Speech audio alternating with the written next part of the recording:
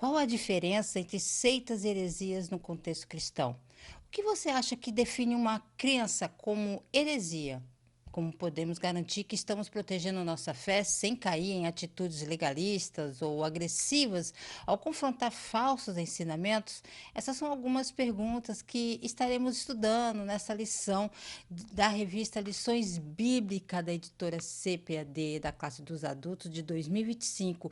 E esse primeiro trimestre vem trazendo o tema Em Defesa da Fé Cristã, combatendo as antigas heresias que se apresentam com nova aparência. Esta edição é comentada pelo pastor e teólogo Ezequias Soares, já bem conhecido por todos. E por falar em revista, vamos falar da capa? Vemos que a imagem mostra um lobo disfarçado no meio de ovelhas, uma representação visual do perigo de heresias e falsas doutrinas que se misturam ao verdadeiro ensinamento cristão. A mensagem quer alertar que, assim como o lobo que aparenta ser uma ovelha para enganar, há ensinamentos e ideologias que parecem ser cristãos e inofensivos, mas que na realidade estão distorcendo a verdade e desviando as pessoas da fé verdadeira. Ao falar sobre seitas e heresia, a imagem nos lembra que é preciso discernimento e conhecimento da fé cristã para identificar o que realmente está alinhado com os ensinamentos bíblicos e o que é falso. As heresias, mesmo disfarçadas de verdades ou valores cristãos, podem prejudicar a fé e a comunidade se não forem reconhecidas e confrontadas. A paz do Senhor, povo lindo de Deus, para você que é novo por aqui, eu sou a diaconisa Tânia Anjo, sou professora de escola bíblica dominical e superintendente. Estamos aqui na primeira lição de 2025, a primeira lição que tem o título Quando as heresias ameaçam a unidade da igreja. Nesta lição inicial, o objetivo é introduzir aos alunos a importância da defesa da fé cristã diante das heresias que surgiram ao longo da história da igreja e que continuam a se manifestar de forma renovadas na atualidade. A lição irá abordar como essas heresias podem minar a unidade e a ortodoxia da igreja, enfatizando a necessidade de um entendimento claro e fundamentado das doutrinas bíblicas para proteger a fé cristã. O textuário nos diz assim: Amados, embora estivesse muito ansioso por lhes escrever acerca da salvação que compartilhamos, senti que era necessário escrever-lhes, insistindo que batalhassem pela fé uma vez por todas, confiada aos santos. Judas 3. A verdade prática diz assim: heresias são crenças e práticas contrárias ao pensamento bíblico que distorcem os pontos principais da doutrina bíblica. A leitura bíblica em classe se encontra em Atos, capítulo 20, do versículo 28 ao 31, 1 Pedro, capítulo 3, versículo 15 e 16, e 2 Pedro, capítulo 2, versículo do 1 ao 3. Objetivos da lição: identificar as ameaças hereges que assolam a Igreja de Cristo nos últimos dias, apresentar o conceito de apologética cristã, definir o que são heresias. A introdução na revista nos diz assim: heresias são crenças e práticas contrárias ao pensamento bíblico, pois elas distorcem os pontos principais da doutrina cristã, confronta o cristianismo histórico e cria um problema para a igreja e as famílias. As heresias da atualidade são as mesmas da antiguidade, mas com uma roupagem nova, que foram rejeitadas pelos apóstolos e primeiros cristãos, pois nada há novo debaixo do sol. O presente trimestre tem por objetivo mostrar o referencial doutrinário da fé cristã, levando-a a reconhecer de longe as heresias.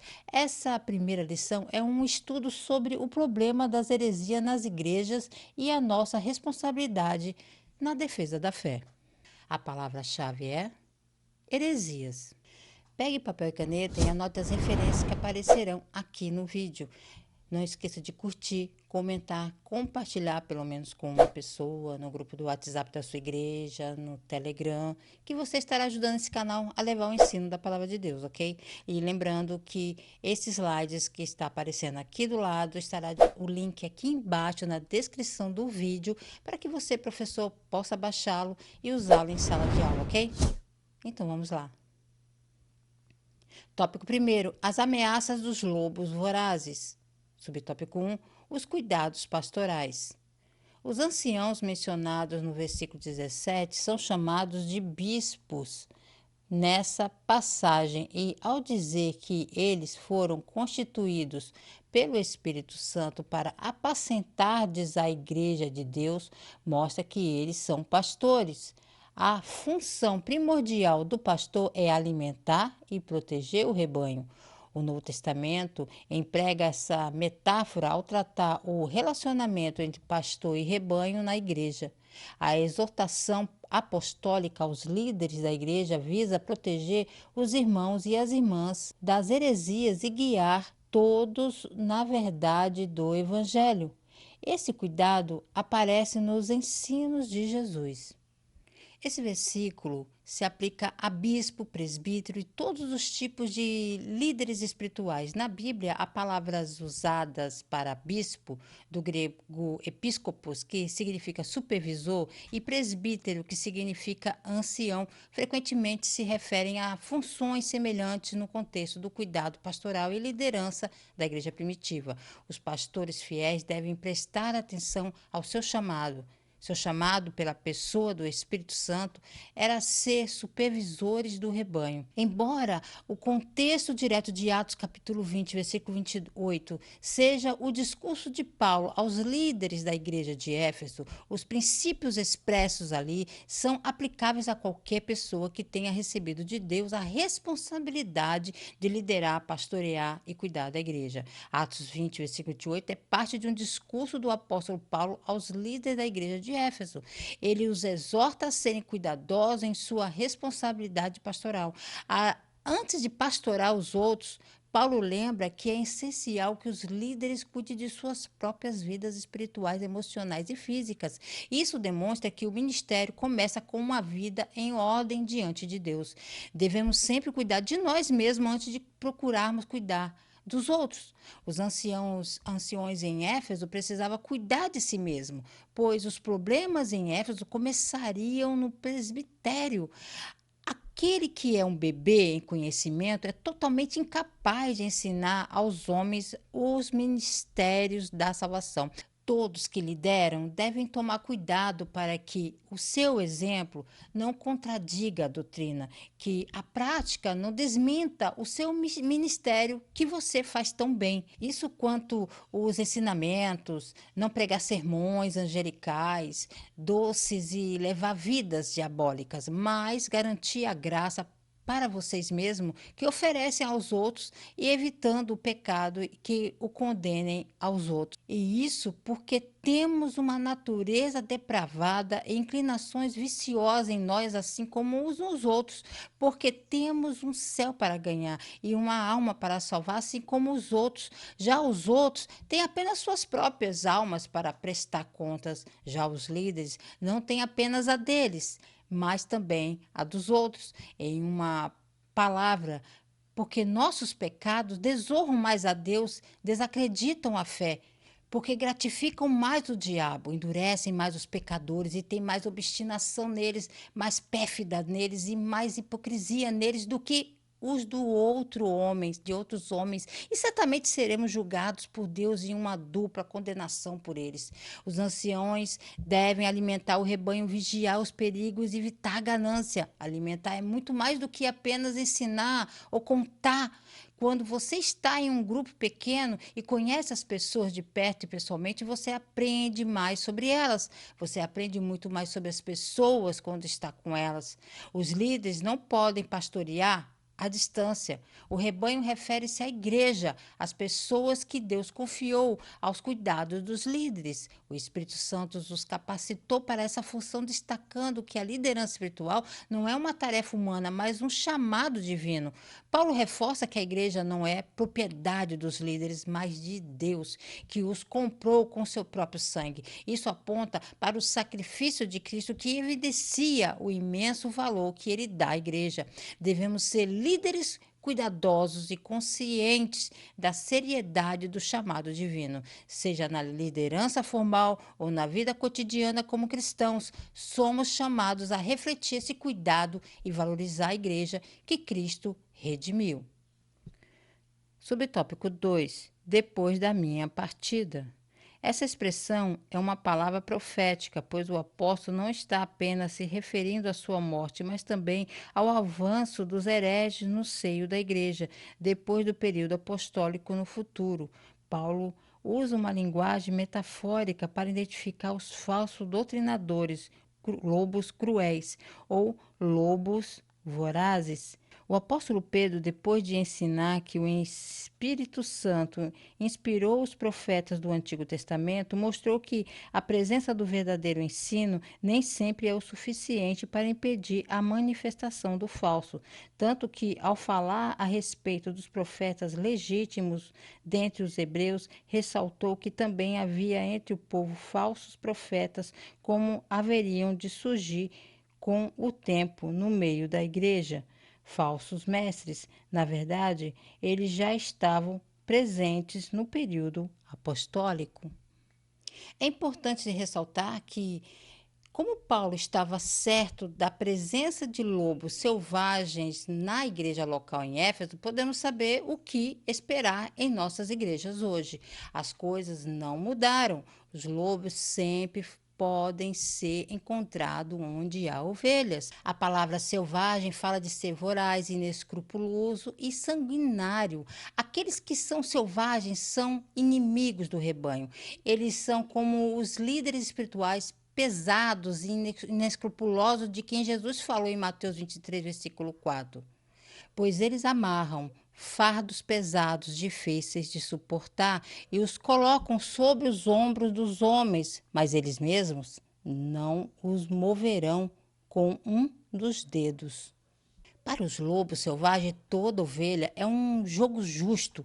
Esses lobos selvagens, de acordo com Mateus capítulo 7, versículo 15, são falsos profetas que vêm a você disfarçados de ovelhas, mas interiormente são lobos vorazes. É daí que tiramos a frase familiar, um lobo em pele de cordeiro. Essa imagem parece estranha, mas quando éramos crianças, assistíamos desenhos animados e tinha essa cena de um lobo tentando se infiltrar no rebanho, colocando a pele de uma ovelha em suas costas. No entanto, essa não é uma imagem que devemos ter em mente. A pele de cordeiro é claro, é de lã e os pastores usavam a lã para se aquecer naquela época. A imagem, então, é de pastores, falsos profetas, que eram de fato lobos vorazes. O ponto é que os lobos, sobre os quais Paulo advertiu, viriam à igreja como pastores. Não é de admirar, então, que Paulo tenha exortado Timóteo a permanecer em Éfeso, para que admoestais alguns que não ensinem outra doutrina.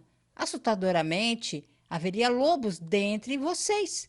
Assim como Judas, evidentemente havia alguns no meio deles que se mostrariam falsos profetas. Paulo os advertiu disso porque os pastores fiéis em seu meio precisavam conhecer a palavra de Deus bem, o suficiente para esperar e se preparar para os desertores. Eles precisavam esperar e se preparar para o erro doutrinário. Eles precisavam preparar o rebanho para isso, protegendo assim o rebanho.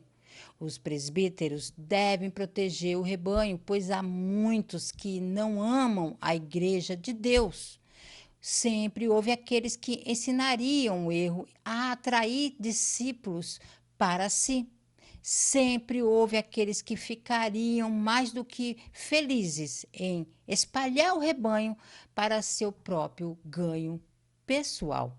Sempre houve aqueles que se preocuparam mais com as suas próprias opiniões do que com o bem da igreja. Sempre houve aqueles que, como Apolo, amam a igreja, mas que precisam aprender o caminho do Senhor com mais precisão. E, a menos que aprendam melhor, podem, sem saber, causar grandes danos à igreja. Subtópico 3: a origem dos falsos mestres. Dois pontos surpreendentes nessa parte do discurso nos chamam a atenção. Primeiro, os lobos vorazes surgem de dentro da própria igreja, dentre vós.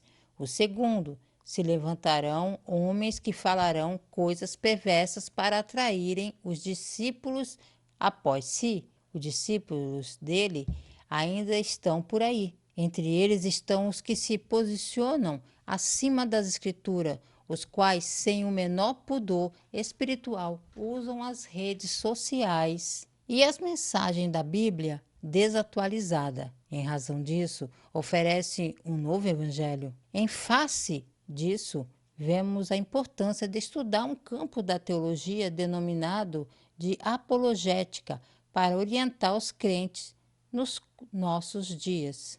Esses lobos não são apenas estranhos, mas também podem ser internos.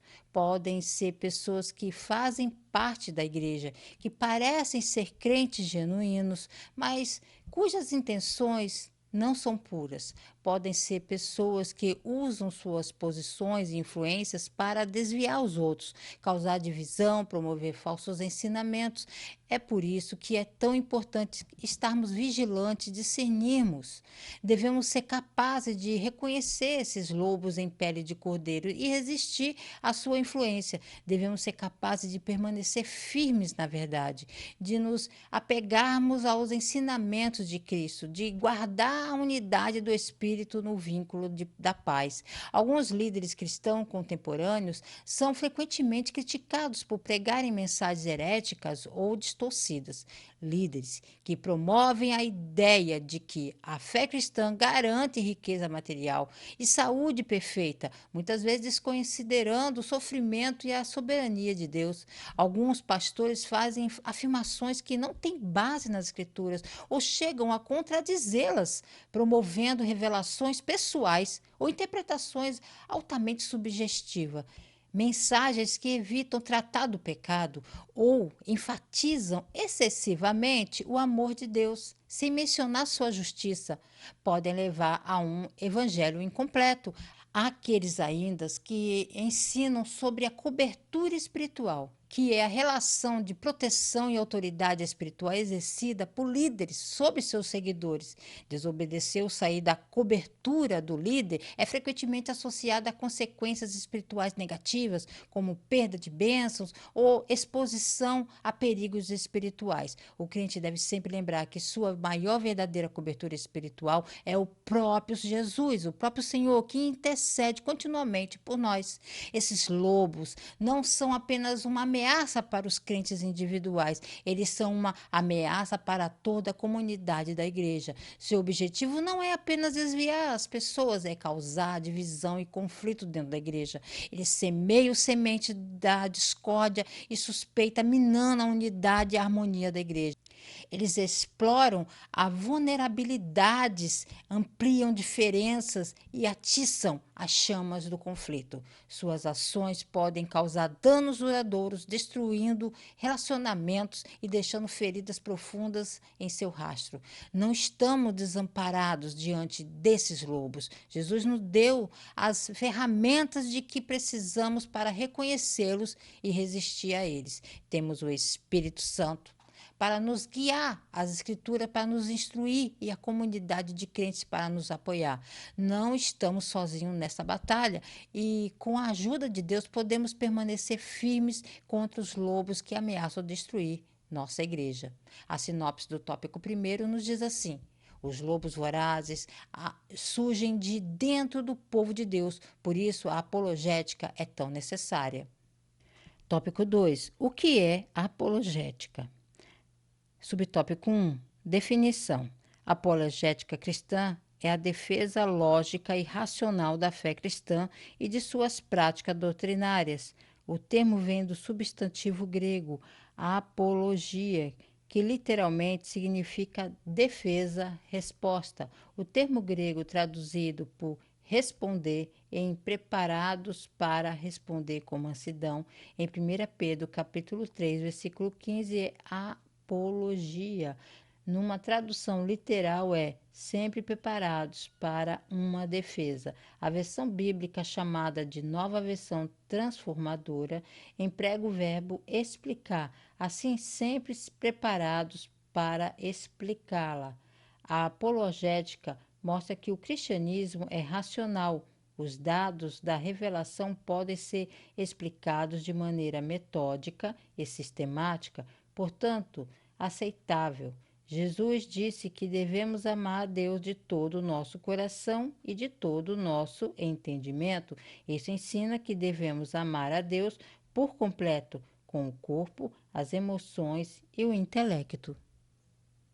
Apologética é o ramo da teologia cristã que se dedica a defender e explicar a fé cristã de maneira racional, respondendo a dúvidas, objeções e críticas. A palavra vem do termo grego apologia, que significa defesa ou resposta. Essa prática busca equipar os crentes para articularem sua fé de forma clara, amorosa e respeitosa. A base bíblica para a apologética é encontrada em 1 Pedro, capítulo 3, versículo 15, que diz: Antes santifiquem Cristo como Senhor em seu coração. Estejam sempre preparados para responder a qualquer pessoa que lhe pedir a razão da esperança que há em vocês. Contudo, façam isso com mansidão e respeito. Vamos para um exemplo prático. Imagine que um amigo não cristão lhe pergunte: se Deus é bom, por que existe tanto sofrimento no mundo? Como você daria uma resposta apologética baseada nesse versículo? Se você primeiro precisa santificar a Cristo, reconhecer que você está falando de algo profundo e que precisa refletir a bondade e a verdade de Deus. Você dá razão da sua esperança. Essa é uma questão muito importante e muito difícil. Como cristão, eu acredito que o sofrimento existe por causa do pecado e da escolha humana de se afastar de Deus. Mas Deus não ignora o sofrimento. Ele veio ao mundo em Jesus, que sofreu e morreu por nós, mostrando que Ele está conosco nas nossas dores. Além disso, Deus promete um futuro sem sofrimento para aqueles que confiam nele. Então você vai ter mansidão e respeito. Eu entendo que isso pode não responder completamente a sua pergunta e fico feliz em continuar conversando se você quiser. Essa abordagem demonstra que a apologética não é apenas um debate intelectual, mas também um meio de compartilhar a esperança de Cristo com amor e compreensão.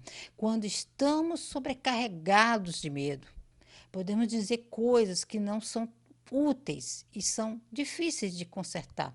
É fácil sentir pressão quando nossa fé é desafiada. Ainda assim, não precisamos ter medo se nossa esperança e identidade estiverem ligadas à soberania de Deus neste mundo. Subtópico 2. O que a defesa de Pedro se refere? Há quem argumente que essa defesa seja uma resposta a uma acusação, visto que essa mesma palavra apologia aparece nesse sentido no Novo Testamento, como defesa de uma acusação, tanto formal como informal. O versículo 16 fala de bom testemunho cristão que serve para provar a inconsistência das acusações contra o crente, mas não parece ser esse o caso, porque a defesa, resposta ou explicação nessa passagem é sobre a razão da fé dos cristãos, e isso diz respeito à doutrina cristã.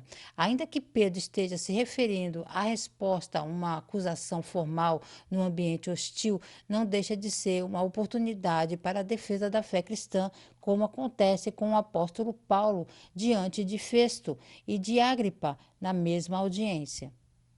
As passagens mencionadas exemplificam o conceito de apologia, a defesa da fé, nas ações de Pedro e Paulo. Em cada situação, eles apresentam argumentos claros, firmes e respeitosos para defender sua fé em Jesus Cristo, mesmo em contextos de hostilidades ou julgamentos. A defesa de Pedro. em Atos capítulo 22, versículo 1.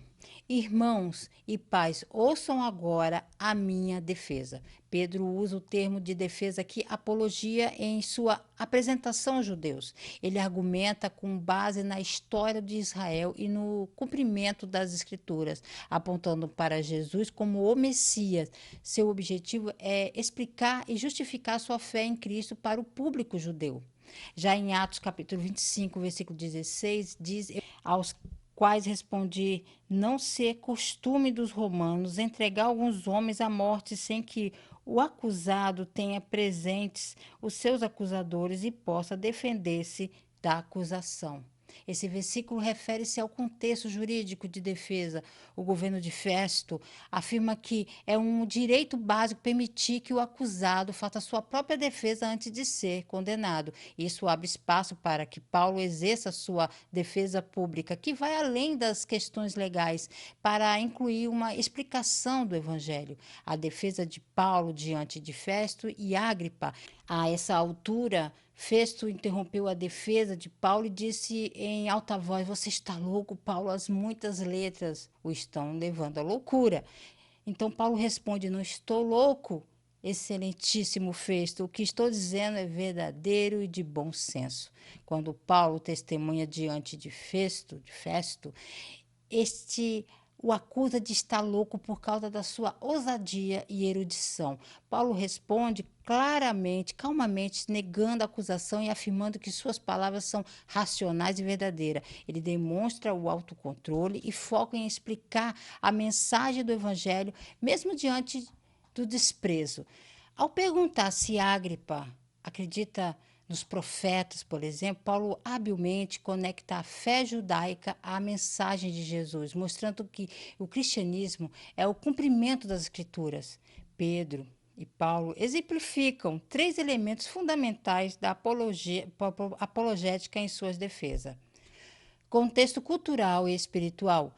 Ambos usam o pano de fundo religioso e cultural de seus ouvintes. Pedro apela à história de Israel. Paulo usa sua erudição e conhecimento das Escrituras e até do direito romano. Foco na verdade do Evangelho. As defesas não são apenas para proteger suas próprias vidas, mas para proclamar Cristo e sua ressurreição. Comportamento exemplar. Eles respondem com mansidão, respeito e coragem, mesmo diante de hostilidade. Isso reflete o espírito de 1 Pedro capítulo 3, versículo 15. Esses exemplos mostram que a apologética não é apenas responder à pergunta, mas usar cada oportunidade para apontar para Cristo com ousadia e sabedoria, mesmo em contextos desafiadores. Subtópico 3. Por que devemos combater as heresias? A. Para a defesa própria, os cristãos devem estar informados daquilo que os vários grupos ensinam e saber a forma de refutá-los biblicamente. B. Para ajudar os outros na compreensão da própria fé, principalmente os que rejeitam pontos fundamentais da fé cristã e muitas vezes de forma inconsciente, pois sabemos que existem muitas pessoas sinceras as quais buscam servir a Deus e precisam conhecer a sua palavra. Esse debate sobre as crenças deve ocorrer de maneira respeitosa e com argumentos e fundamentação bíblica, respondendo às objeções contra a fé cristã. O êxito dessa luta é garantido quando se está nos domínios do Espírito Santo. Ao confrontar heresias, é necessário um equilíbrio entre firmeza na verdade e um espírito cristão humilde e respeitoso. É em 1 Pedro capítulo 3, versículo 15 e 16, que temos essa base apologética. Esse texto não diz que os crentes devem tomar a iniciativa de iniciar discussões arrogantes com os incrédulos, dizendo-lhes que temos todas as respostas. Não temos que procurar uma briga. Em vez disso, oferecemos uma defesa razoável em resposta àqueles que nos pedem isso. Quer o façam como um desafio inicial à integridade da palavra de Deus ou como a resposta natural ao nosso testemunho evangelístico. Esse texto não diz que os crentes são responsáveis por persuadir qualquer um que desafie ou questione nossa fé. Podemos oferecer razões sólidas ao incrédulo, mas não podemos fazê-lo acreditar subjetivamente nessas razões. Podemos refutar sobre a argumentação do incrédulo, mas ainda não persuadi-lo. Podemos fechar a boca do crítico, mas somente Deus pode abrir o coração. Somente Deus pode regenerar um coração morto e dar visão aos cegos. É por isso que os apologistas não devem avaliar seu sucesso ou ajustar sua mensagem com base no fato de o incrédulo finalmente concordar com ele ou não. Para combater heresias, precisamos estar bem fundamentados na Bíblia e ter uma compreensão clara das doutrinas cristãs. Se alguém ensina que Jesus não é Deus, podemos combater essa heresia com mansidão e firmeza, mostrando, por exemplo, João 1:1. No princípio era o Verbo, e o Verbo estava com Deus, e o Verbo era Deus. Ou Colossenses capítulo 2, versículo 9, pois em Cristo habita corporeamente toda a plenitude da divindade.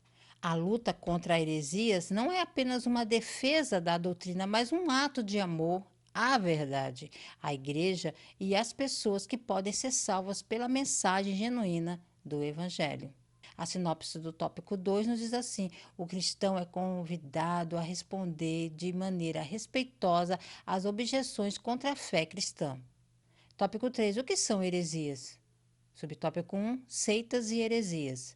A palavra aireses, no Novo Testamento grego, é traduzida como seita, heresias. É verdade que o cristianismo foi também chamado de seita, mas por não cristãos, pessoas que não conheciam as verdades do Evangelho de Cristo e que se opunham a ele. A palavra seita é usada para designar as religiões heterodoxas. É um termo já desgastado, trazendo em si, muitas vezes, um tom pejorativo, por isso devemos saber quando aplicá-lo. Seitas e heresias são conceitos distintos, mas relacionados, que frequentemente aparecem no contexto da fé cristã. Vamos defini-los e entender suas diferenças. O que são seitas? Seita refere-se a um grupo que se desvia do ensino da prática do cristianismo ortodoxo, baseado na Bíblia e nos ensinamentos fundamentais da Igreja, criando crenças e práticas exclusivas e muitas vezes divergentes. Quais são as características das seitas? Desvio doutrinário. Adotam interpretações errôneas ou distorcem ensinamentos bíblicos centrais, como a natureza de Deus, Jesus ou a salvação. Liderança autoritária. Frequentemente tem líderes carismáticos que reivindicam autoridade exclusiva ou divina. Exclusivismo. Afirmam ser a única forma legítima de se relacionar com Deus. Manipulação psicológica. Algumas seitas controlam emocionalmente seus membros, limitando o pensamento crítico. Exemplo: um grupo que nega a divindade de Cristo ou a suficiência da graça para a salvação pode ser considerado uma seita. O que são heresias? Heresias é qualquer doutrina ou prática que contradiz diretamente os ensinamentos fundamentais da fé cristã, conforme revelados nas Escrituras. É um desvio da verdade que compromete elementos essenciais da fé, como a identidade de Deus, a obra de Cristo ou a salvação. Características das heresias: falsificação da verdade, negam ou distorcem doutrinas essenciais contra a Trindade, a ressurreição de Cristo ou a salvação pela graça. Qual o impacto espiritual? As heresias podem levar ao afastamento da verdade e até condenação espiritual daqueles que as seguem. A Bíblia frequentemente adverte contra as heresias, como em 2 Pedro capítulo 2, versículo 1, que menciona os falsos mestres introduzidos heresias destruidoras. Exemplo: o ensino de que a salvação pode ser alcançada por meio das obras, sem a fé em Jesus, é uma heresia que contradiz Efésios capítulo 2, do versículo 8 ao 9. Então, vamos recapitular a diferença entre seitas e heresias aqui. Seitas são grupos organizados que incorporam incorporam heresias e se isolam do cristianismo ortodoxo. Heresias são os ensinamentos específicos ou crenças errôneas que distorcem a fé verdadeira, podendo surgir dentro ou fora dos grupos religiosos. Devemos combater as seitas heresias com mansidão, baseando-nos na Bíblia como nossa fonte da verdade, para proteger a fé cristã e as pessoas que podem ser enganadas. Vamos explicar tudo isso de uma forma bem didática? Imagine uma receita de bolo, tá? A religião principal é a receita do bolo. Todos os ingredientes, fé, prática, doutrina, estão equilibrados na medida certa. Aí vem a seita. Eu vou tirar o açúcar da receita. Algo essencial é removido e o bolo não será mais o mesmo. Aí vem a heresia. Vou colocar sal em vez de açúcar. Vou dobrar a quantidade de fermento. Algo estranho ou desproporcional foi adicionado, mudando completamente o resultado. Com isso, dá para explicar de forma leve e visual, ajudando as pessoas a compreenderem a ideia central por trás de cada conceito. Subtópico 2. Aireses no Novo Testamento. Esse vocábulo aparece com o sentido de partido, espírito sectário e nem sempre representa uma ruptura com o sistema convencional de determinada comunidade. Os saduceus e os fariseus eram seitas que formavam facções dentro do próprio judaísmo. E a versão bíblica Nova Almeida atualizada traduz por partido. Paulo adverte para que não haja no seio da igreja essas divisões ou aireses e condena as inovações doutrinárias que causam divisão ou dissensão. Então, a palavra heresia no Novo Testamento vem do termo grego aireses, que originalmente significa escolha, opção ou partido. Esse termo foi usado em diversos contextos ao longo da história e adquiriu diferentes nuances no textos bíblico. Etimologia, significado original, raiz do termo. A palavra airese no início não tinha conotação negativa, mas referia-se a uma escolha deliberada de crenças ou práticas. No mundo greco-romano, aireses podia se referir a uma escola filosófica, um grupo ideológico, como as seitas filosóficas de estoicos. No Novo Testamento, o significado de aireses evolui e, em certos contextos, adquire uma conotação negativa, principalmente quando associado a divisões ou ensinamentos que desviam da verdade bíblica, como grupo ou partido. Em algumas passagens, aireses é usado para descrever seitas ou divisões religiosas, sem um julgamento explícito. Em Atos capítulo 5, versículo 17, refere-se aos saduceus como partido ou seita. Já em Atos 26, 5, Paulo descreve o fariasismo como a seita mais rigorosa da religião judaica, como divisão. À medida que o termo é usado no contexto cristão, ela ganha uma conotação negativa, indicando divisões destrutivas dentro da igreja. 1 Coríntios capítulo 11, versículo 19, Paulo diz que heresias, divisões precisam acontecer para que os aprovados se manifestem. Gálatas 5:20, heresias aparece como as obras da carne ao lado de inveja, discórdia e de idolatria, como falsos ensinamentos negativos teológicos. Finalmente, a hereses é associado a doutrinas falsas que distorcem o evangelho, como em 2 Pedro, capítulo 2, versículo 1, que fala sobre a introdução da negando a soberania de Deus. Aqui o termo reflete um desvio doutrinário grave. Esse desenvolvimento reflete a preocupação dos apóstolos com a unidade da igreja e a fidelidade doutrinária diante de ameaças internas e externas.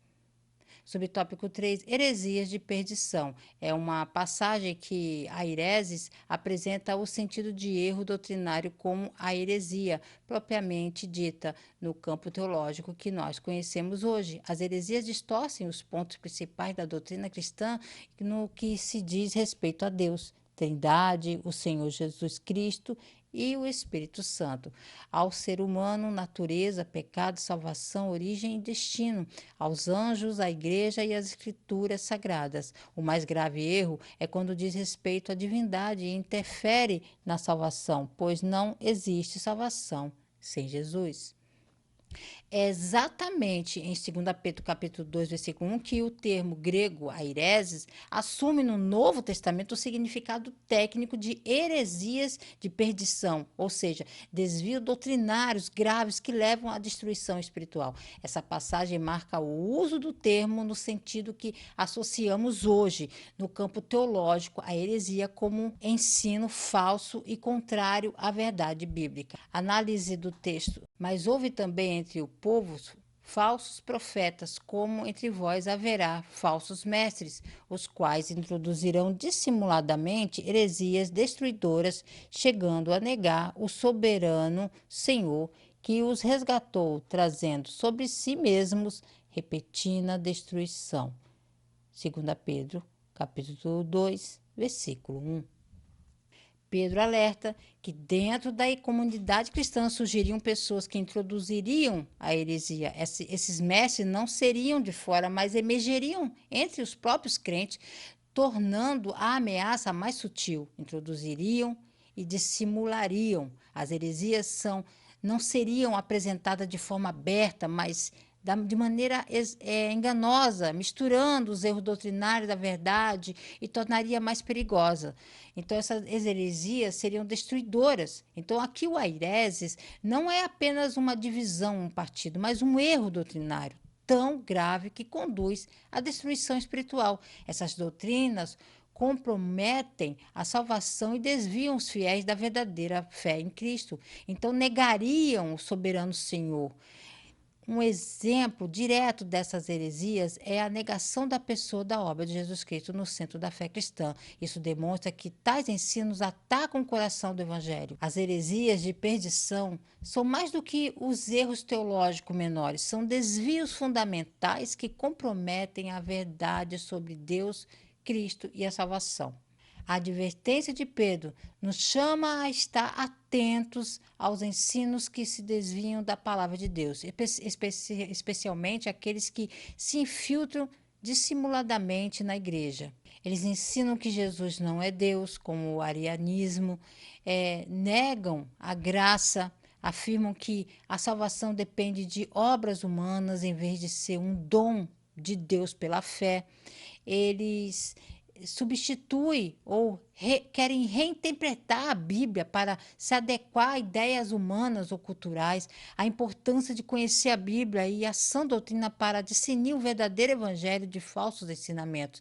Assim, combatemos heresia com firmeza, mansidão e respeito, preservando a pureza da fé e protegendo a igreja de erros destrutivos. A sinopse do tópico 3 diz assim: o apóstolo Paulo adverte acerca de divisões no seio da igreja e condena as inovações doutrinárias que causam disseções. A conclusão na revista nos diz assim: os apóstolos responderam aos opositores da fé cristã e lançaram a base da nossa teologia. Todos os escritos no Novo Testamento mostram essa luta acirrada contra as falsas doutrinas. É, pois, tarefa da igreja atual batalhar pela fé que uma vez foi dada aos santos, finalizando com a seguinte pergunta para reflexão: estamos a fazer pela verdade o que esses agentes da heresias fazem pela mentira? Sempre podemos esperar que pessoas de fora da igreja estejam em guerra contra nós, leis, políticos, ateus, mas aqueles dentro da igreja que fazem parte da nossa própria comunidade, esses são os mestres que prometem o que o coração deseja mais do que o espírito ordena. Deus abençoe você, a sua casa, a sua família. Querendo o Senhor, estarei de volta aqui a mais um Resumo EBD. A paz do Senhor a todos.